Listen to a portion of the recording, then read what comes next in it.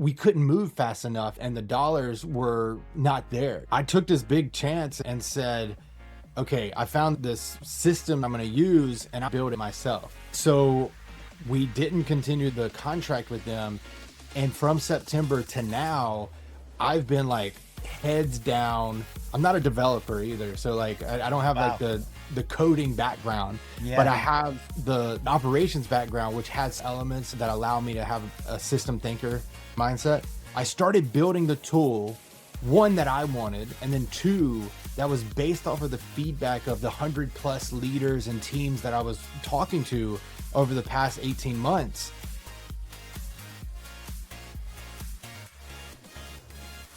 Well, Zach, thank you so much for being a guest here on the show. We spoke a couple weeks ago and had a great time on the call. Exciting to hear more about you and Grapevine Software, which you're the founder of, and your stance on remote work and interesting things that we'll talk about today. Thanks for being on the show. Excited to be here. I've been looking forward to this conversation. Awesome. So why don't we start with a little background about yourself and then dive into what Grapevine Software is and kind of the why behind why did you decide to build something like that? Yeah, so in every single position that I held, I would just always try to find a way to improve that workplace. And not just the workplace, but the people inside it. I have a strange story. I'll do the quick bullet points. Yeah. And if you want to learn more, you can reach out. It took me 8 years to finish my undergraduate. I dropped out several times, went back, dropped out, finally finished in night school, working two jobs at the same time, a lot of times doing like 16-hour shifts and in a hospital. I was an Wow. operating room assistant. And before that, I did roofing in a factory work. I come Yeah. from like the blue collar background. And then once I did graduate, I got into IT staffing, got into leadership, operations, and then strategy. Each time in leadership, managing teams, processes, programs, projects, different things like that. And so just the culmination of all that together led me into building Grapevine Workplace. We're doing like this big pivot. So Grapevine Software is the company, the product is Grapevine Workplace. And what we're really doing there is trying to take I mean, our ICP is kind of me in different companies where you have these multiple hats, you have a lot of things going on, and you're basically the glue of the organization. You're the go-to person that people ping all day. That's what I built it for. The problem we're solving is this big fragmentation of tools. I mean, even small organizations now are operating with like 100+ applications.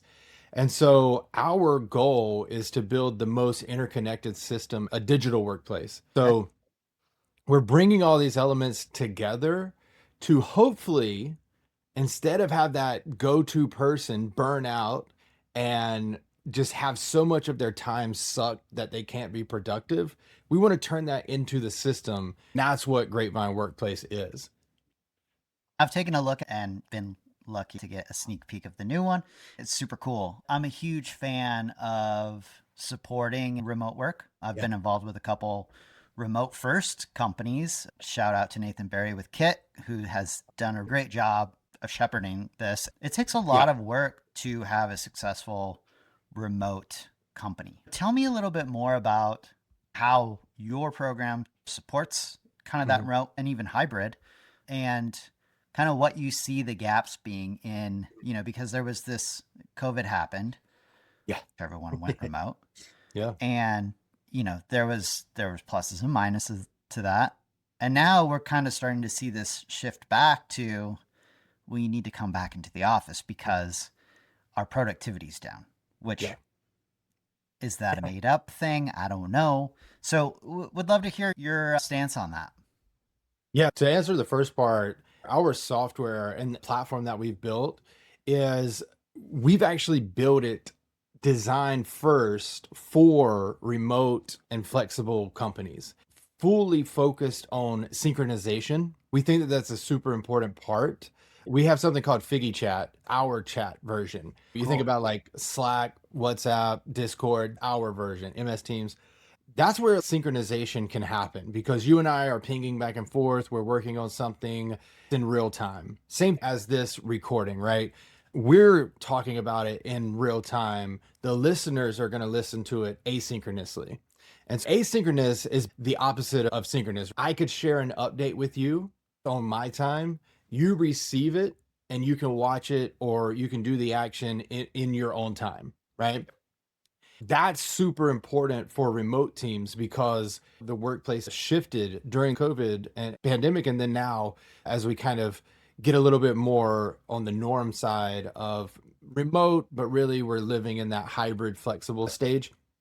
And so, whenever you're having a global workforce in multiple time zones, you don't want people to burn out. You don't want them to overwork or have to work hours that aren't within the boundaries of a good life, right? So, I need this asynchronous option to update people and allow them to see it on their own time, but still keep the company aligned and connected. And so, in Yeah. our system, we have these elements like in our projects or our task section, you can mention someone and then they'll get the notification. Like these are kind of standard things, but in a remote environment or even a hybrid environment where people aren't always in the same office at the same time or working at the same time, it's important to have this mechanism of how to keep the parts that are important in front or top of mind for your employees, because that's how the organization is going to continuously move forward without having to work all at the same time, all in the same room. So that's just like one example. And instead of like going through all of them, we make sure that we have those elements like notifications, mentions. We even have a healthier approach to notification settings. So you can, if I am on the East Coast, which I am, and a colleague is in the UK, they're 6 hours ahead of me. And so, like, if I am pinging them, like with Slack, I know that this is a problem because it bleeds into your outside of work or your disconnection part. Yep. We have a do not disturb, or we have like this setting where you say, okay, I don't want to be contacted on Monday, Tuesday, Wednesday, Thursday, or Friday, Saturday, or Sunday, anytime from 8 or let's say 6 p.m. to 8 a.m. So I'm not going to receive any messages there. Now that gives you the right to disconnect. And that's actually a law in the UK.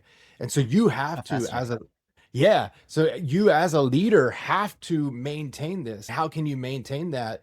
Well, let's take the forgetfulness of a human and have the system do it for you. Now we also have schedule send too, but you Right. send it to that person and they won't get it until the next morning. Those are ways we're thinking about it.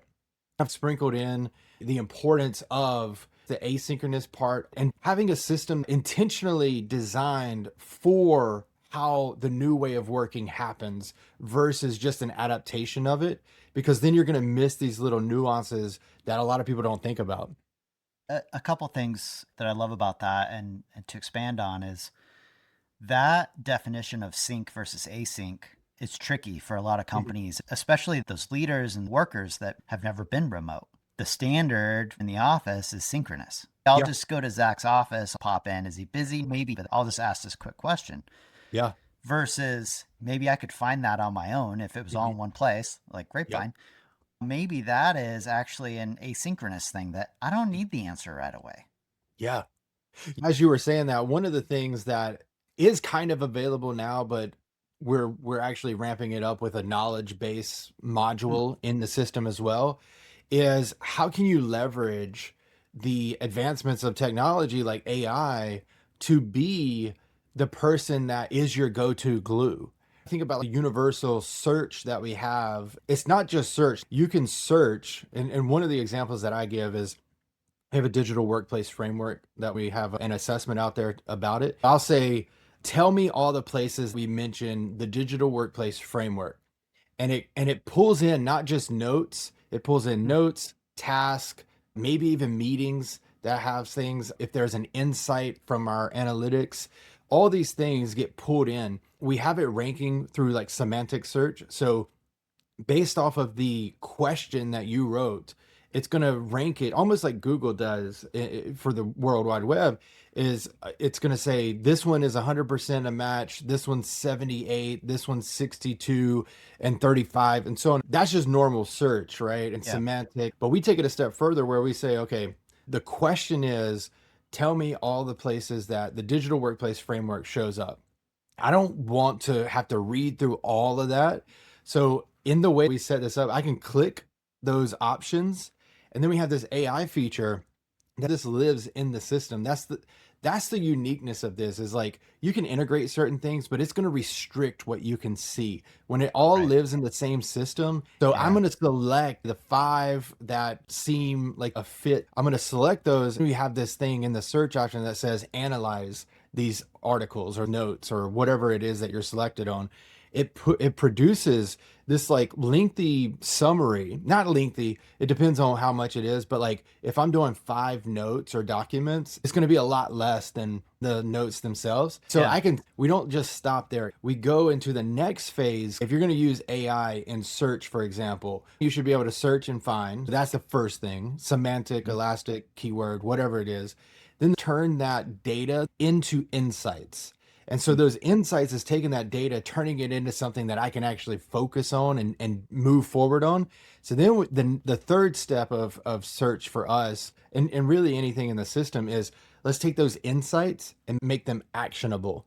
And so Yep. that I can take that summary, turn that into a note directly from the search. I haven't left yet. I can turn it into agenda items for a team meeting or a project.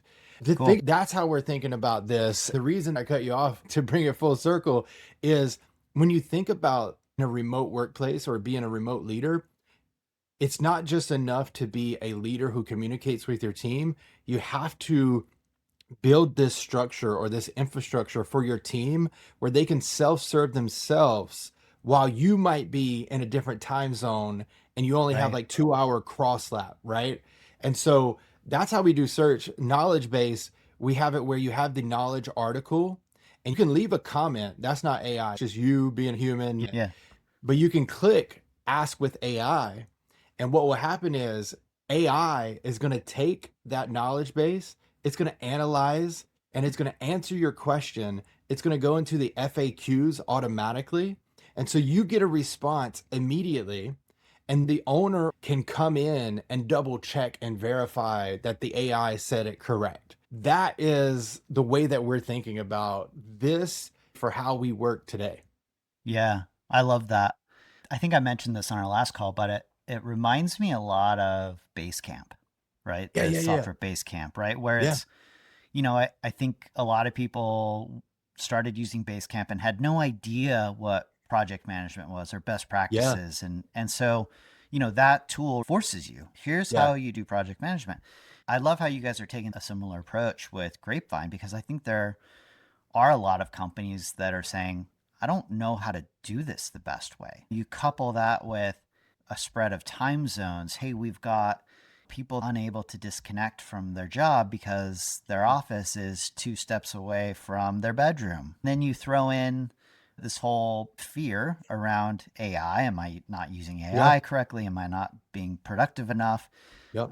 It's a perfect recipe for disaster. I love that you guys are helping provide that blueprint or framework, operating system, you Yeah. called it. Yeah. Yeah. Here's how to work in this new AI driven era. Would you say you touched on the health and remote workers? Yeah. Does that come up a lot in your travels with different clients and prospects? Depends on who you speak to, Okay. right? If you're an empathetic leader, that's going to come up more often. Hmm. And we'll talk to certain leaders who say, I want to create a good environment for my team. That's who we like to work with.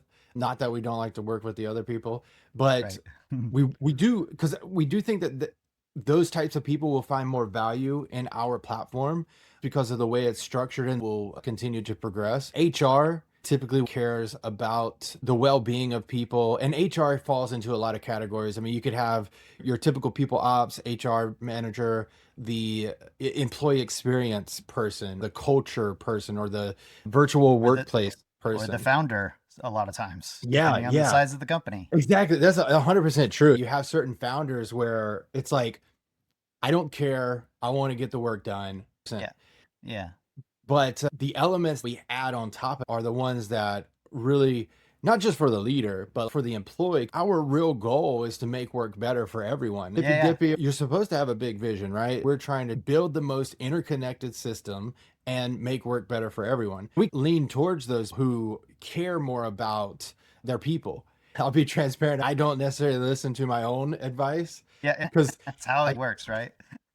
I've been rebuilding Grapevine from ground up since like September and doing like again 16-hour days. Yeah. But Yeah. yeah, I would say that in addition to the answer to that question, beyond like leaders and HR, I think that there's also a discrepancy between the levels of the hierarchy in the organization. If you're a C-suite executive or you're a leader, some cases they care less.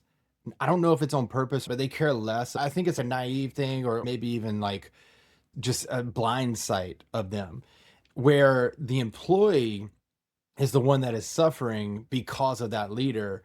And so there's like two different mindsets where you have the leader that is like, we got to get work done, we got to get work done, we got to get work done. You have the employee who wants to get the work done, but they're like burning out or their Yeah. health is not doing as great as it should. That is going to be a representation of the culture, right? Our system can help. We have a pulse survey that goes out every week. It's like, how do you feel this week? What were the things you achieved? What were the challenges? You get this sentiment tracker, and now it's peer survey, right? So Yeah. you gotta have the right culture to have the right, like the truthful responses. Response. Yeah. If there's a big dip in engagement, a leader can step up and do this. That's how we answer the problem through a system and a software perspective. You still have to be the type of leader who cares that. Yeah. And I think oftentimes too, those employees that are close to burnout or feeling burnout, they're afraid to say anything. Yeah, They're afraid to raise their hand and say, "Hey, look, I'm struggling here," yeah, because, depending on the culture and the organization, sometimes that's bad, right? Like that's yeah, perceived as bad. And so I love that there's that mechanism to kind of tease that out a little bit, because yeah, oftentimes you have to tease that out, especially with remote workers. I've seen higher burnout with remote workers versus yeah, those in the office. Some of that has to be with, I'm alone, I'm here by myself, I don't know how to shut down, I yeah, don't have someone celebrating my wins with me.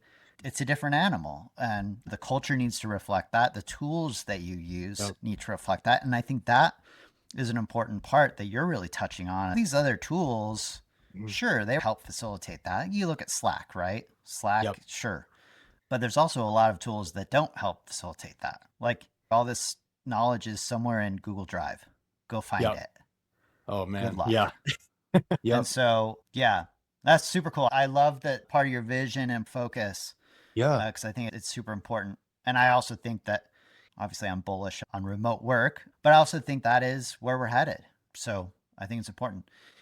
I was gonna say, you hear a lot of these people that are kind of like remote work rock stars, right? Nick Bloom, Brian Elliott, Phil Kushner. He just did an article on his newsletter. I think it was, yeah, chief of work. And Oh, so cool. they're starting to think about, and it kind of blends between HR, IT, real estate. And Mhm. that's exactly where we would probably fall into, like your chief of work or chief of workplace. And then you have that digital aspect of it. Like that's where we would fall right into it. And so like we're starting to see that it's not just that there's this like small bubble of remote workers who won't remote work anymore.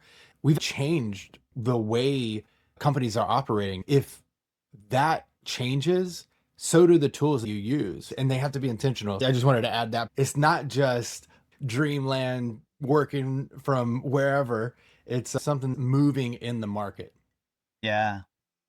Yeah. It's moving in the market and becoming more difficult because of all these hyper specialized AI tools. I think there's this feeling that more tools equals more productivity, Yeah. right? Like, oh, let me layer on more tools. Let me build an agent Sure. for this. And all of Yeah. a sudden, you've got all these tools. They're not all connected. Right. You've got data living in 6 different spots, 7 different spots, 100 different Yep. spots. It doesn't help. And that's something you've focused on. That's been a guiding thing for Grapevine and just Yeah. your philosophy is how can we put all that in one central system, and how does that help an employee, a leader? How does that help everyone? Yeah. Exactly. That's what I mean by interconnected. The goal is one system to manage people, projects, processes, and culture, right? And so like you mentioned Slack and people using Slack as a culture driver for remote work. There are so many elements, and I like Slack. We integrate with Slack right now, Yeah, but there's so many elements that the way Slack is designed, again, it was designed for people working in the office, and it was designed for now it's mobile and all that kind of stuff. And so, yes, you can have it on the go, but what I mean is like structurally designed. It was not created for it to be the way that you communicated to people every single day, right? I know that that might sound backwards, but I'll explain a little bit. So, when you think about channels, you have so many, and a lot are redundant. You might have company celebrations, then sales team celebrations, then you right. have HR, but then you have leadership. HR saying what leadership said, and leadership saying what HR And said. they're not And so connected. and they're not connected. And then you have to click into each one and see. If I get a notification, I have to click and see it. If you show up late, you have to click and make sure that you're choosing the right channel. You have to scroll and find it. And Get that's caught up. one of the worst things. I know they have AI summaries. I've heard that it's not amazing. I So, just declare Slack bankruptcy. yeah, I mean, Just, okay, all is red, done. that's the you have cognitive overload from notification overload. By half of the day, people are tired. If you're not creating the right infrastructure, the right processes, especially as a remote team, you start relying on meetings after meetings. That's the way you think you can align everybody. To go back to the example on why it's not built for how we work today, you have direct messages and chats, which are good in Figgy Chat. But we take that outside and implement it into the network. So it's a news feed. And so instead of having to click through so many different channels, you have one news feed that you can see everything that's going in there. Now you can click on specific news feeds that you follow to get those Yeah. specific, but you're no longer having to click here, click here, click here. As the viewer or reader, as the person sharing the information, you can share it on the company-wide news feed, or you could share it to the specific news feed, or you could share it to the company-wide news feed and add it at the same time to the other news feed. And so, and just for people to know, it's like a LinkedIn news feed, that Yeah. simple. But we take the channels out and have you focus on direct message and group chat. We have a chat dashboard. We have AI reading in a privacy worrisome way, Yeah. but Yeah. we have reading your text. So this example here says follow-ups needed. I didn't have to pull this out. It pulled it out for me. It says, I'll add this to my notes. Another one says the same, but in a different chat. We also have message reminders. So if I'm in the middle of something in chat and I can just say like, remind me, it goes into my chat dashboard and I can click on it. No matter if you and I were talking like 3 hours full time, since then I can click that. It takes me to that specific place in the chat and you don't have to worry about it. You also have like suggested actions. So like I say on one of these, it says, sounds good. Let me check my schedule. And so the suggested action is schedule a meeting. And I didn't Yeah. even have to think about that. So these are the types of things that we're thinking about. And this is good for people in the office, remote, hybrid. It doesn't matter for that specific use case, but the way that we work has changed so significantly. We have to start using the tools that operate the way that we do now, not the way we did 5 years ago.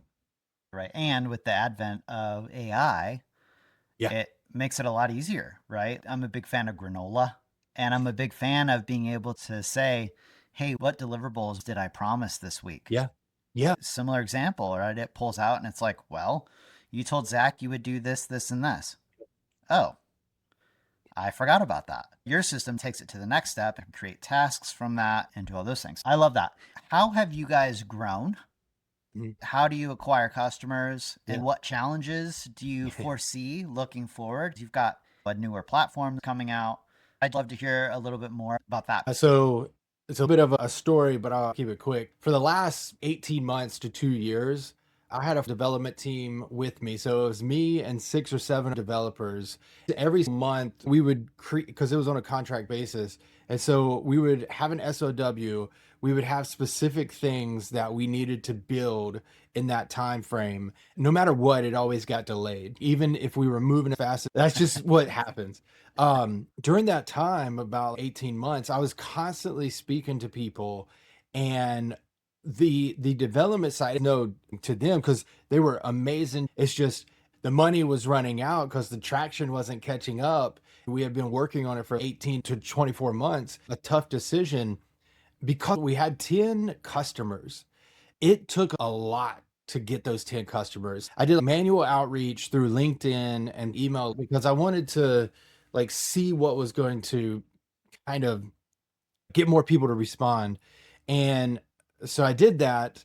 And then I turned it into like this full on sequence. It was an automated sequence. So it was a mixture of email, LinkedIn messages, and cold calling. The Yeah. numbers I kept getting were terrible. We started doing that. I do a lot of post and building in public, talking about remote work, Yeah. talking about asynchronous operations on LinkedIn. So I kind of built a little bit of a following there. Nothing crazy, but enough to kind of build this little network around me. And that's how we really got 10 customers. And I also went through like an incubator, a remote Yeah. incubator. And through that, I was able to get 10 customers. But the problem was at the same time that we were gaining these customers, we just rolled out a freemium version, which is like 5 people or less. You can use Grapevine for free. And so out of the 10, the majority were on freemium, right? So Oh, that was a lesson learned. And the thing is like if your product is valuable enough, people are going to be willing to pay, right? right. And I think what I was trying to do for founders listening, what I was trying to do, I think, was make the product be validated the way that it was by having people say yes, by removing that friction of a payment. And Mm, so it might have made me feel good at the time. If I look at some of the posts I did, as like, we got customers and it feels great. Then you look at the bank statement and you're like, whoa. And so around September, towards the end of August, when the SOW was ending, and I had to do some like deep reflection on, were people hyping me up just because like they knew me, or like we built this relationship and they were willing to take a chance. But the thing that I kept realizing was, okay, the software that we built, a lot of people were asking for XYZ or asking for ABC, which is sure. normal. But it was this constant thing where like certain things started to like pile up, in the sense of like they were asking for the same things, Mm, and we couldn't move fast enough and the dollars were not there. I took this big chance and said, okay, I found this system I'm going to use and I'll build it myself. So we didn't continue the contract with them. And from September to now, I've been heads down. I'm not a developer either. I have like wow. the coding background, but Yeah. I have the operations background, which has elements that allow me to have a system thinker mindset. I started building the tool, one that I wanted, and then two that was based off of the feedback of the 100+ leaders and teams that I was talking to over the past 18 months. And one of the biggest things we touched on is, in a remote or a distributed environment, a leader needs visibility into the organization. If you don't document it or track it in a remote environment, you might feel like you're not being productive, or you might feel like you are being productive and you're not. So Mm, like that's why the first step could be search, it could be generating the product or the project, it could be whatever it is that you're trying to do. Then you turn that information into insights and then into action. That's how we think about everything in the system. And that led to the insights page, which is like you have your individual productivity stats that you can look Right. at, but then you also have your team stats that you can look at. And that's the visibility that a lot of remote leaders are looking for. That's Yeah. what they were telling us specifically. How do we grow from here? We take the learnings from the last software and apply those lessons, be more strategic, methodical, cautious. Like even we've opened up our beta doors, but we're very specific about who we let in because we don't want the people who are going to be like passive. We want the people who are going to go in, and hopefully teams too, right? But we want the people and teams that are going to go into the system, in some cases, try to break it. In other cases, think about it in a way that we're not thinking about it and help us build that system that we all know that we deserve. And Yeah. so, quick here, some things we're going to do still do outbound. I spoke to a guy yesterday we're looking at, but we have the PLG motion built Yep. into the system. So, like Yep. if you share a public note or a project, it'll have try Grapevine for free, right? And so that can be a mechanism. We're going to do affiliate programs where, like, or referral programs, however you ever want to word it. We're going to try to get B2B micro influencers. I want the honest truth, right? Like, I want people who are going to review the product and then say, like, this is amazing, but this part sucks. Yeah, You know, exactly. so we can do better. No ads or anything at this moment. We got to Yeah. learn what we don't know, and we got to keep in mind the learnings that we did learn earlier. Thanks for sharing and being transparent. It's really interesting. You did thought leadership and you did the nitty gritty founder led sales. Okay, I'm going Yeah. to hop on calls. I'm going to reach out to people. And that's hard to do. There's a big ego in the way. Good job for pushing through that. It's interesting, like knowing what you know now. Mm. If you had this ability, because 18 months ago, you Yeah. couldn't have built with AI. You couldn't, No. which is Yeah. crazy to say Yeah. that you couldn't have Yeah. done that.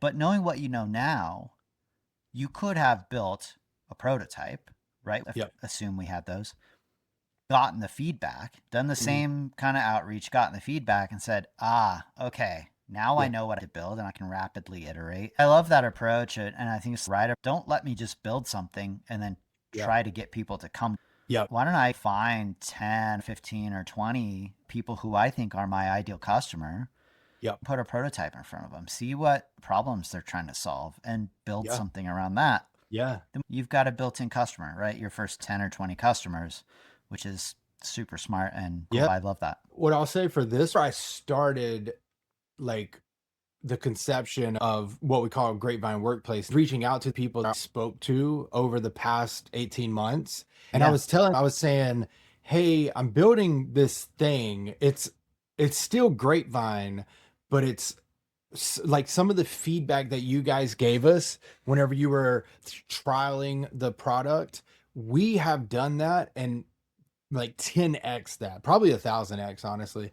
And so I want you guys to be able to test this out with us.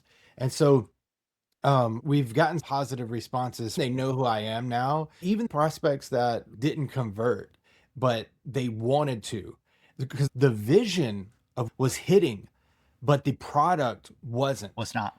And so it told me, among the analysis of the calls I had with people, it told me what I'm trying to build is right, but there's a different way to go about it. Now, with this capability, we can do it. I can control it. If we got feedback from a customer in the past, like we need XYZ features, or like here's an idea and it was on the roadmap, I would have to go to the team. We would have to map it out. And this is, I think eventually we'll have a team again. If you told me, hey, I really like the AI project generator, but I would do this, this, and this because of blah, blah, blah, blah. I would think about the vision. All right. Yep. Let me think about the product. Okay. Hey, that's a good idea. That makes sense. Let me go build it. And that's what I Yeah. can do now versus back then. This time has been a lot different because we did product validation with UI UX designs, but that was everything, right? So it's going to sound better than that. But this one, this is where I felt like it was different. Even after those 2 years, whenever I showed people Grapevine Workplace, they were like, let me know when this is ready because I want to try it. That's different. And so of all the times I showed Grapevine, there were some sprinkles in there, but Yeah. with Grapevine Workplace, we've outnumbered that quote for Workplace. And it's been like Yeah. 2-3 months. I think that's the indicator of founder market fit Yeah. versus product market fit. You're good at sales and you're passionate about the product. So it's easy for you to get someone on board Yeah. versus letting the product stand for itself and be like, Yeah. hey, what do you think? Right. And Yep. that's totally different. And you can have a product that doesn't stand on its own. There's lots of startups that have Yep. done that, that Yeah. have a great sales team and a big sales team, and they can sell it. Yep. But if you are really looking for that PLG type of movement, Yeah. you have to have product market fit. The product has to stand on its own. You can't Exactly. be on a sales call convincing someone every single time. It just won't work. Yeah. And Yeah. and for us, just to add value, just for clarity, Yeah. the way I think about designing and building the product has always been, let's not recreate the wheel, but let's recreate the mechanisms in which those wheels are shared and sold. That's what Grapevine is. If you go to our calendar, it's a calendar. If you go to task, it's projects. If you go to notes, it's documents. People are probably like, why don't you just call them those things? I Yeah. don't know.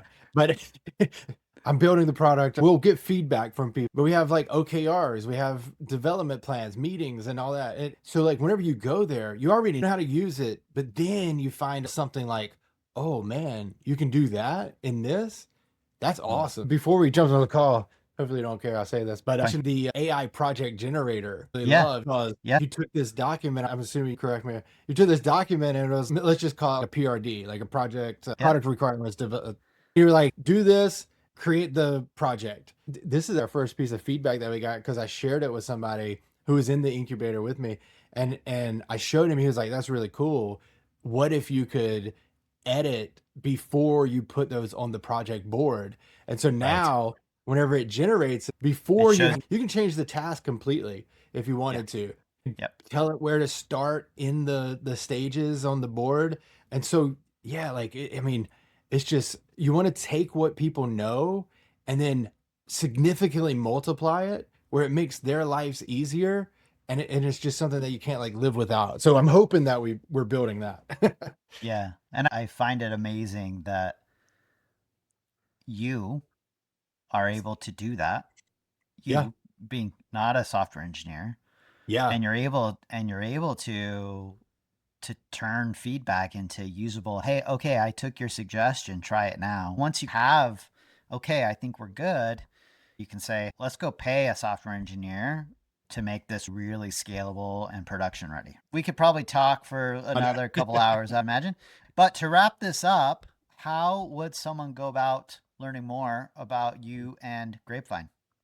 I'm really big on LinkedIn. Cool. It's Zachary Wright MBA. You should find me there. I'll add a link to the description for you. Good. Right now, I'm rebuilding the website, giving out the landing page for people who want to be a beta user. So it's grapevineworkplace.app/index.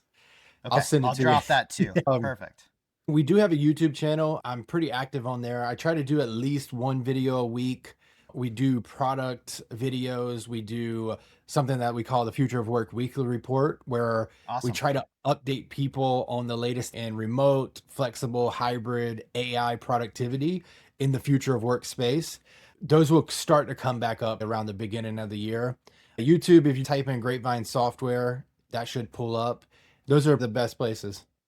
Happy to share. And Zach, thank you so much for being on the show. Thanks for sharing your perspectives. It's always awesome to hear how people are viewing remote work, and super impressive about your use of AI and iterating quickly to find product market fit. Yeah. Thank you for having me. I love this conversation. I could talk about remote work and Grapevine Workplace forever. It's a We'll good thing do it that we got an again. ending. Exactly. Awesome. Thanks, Zach. Thank you.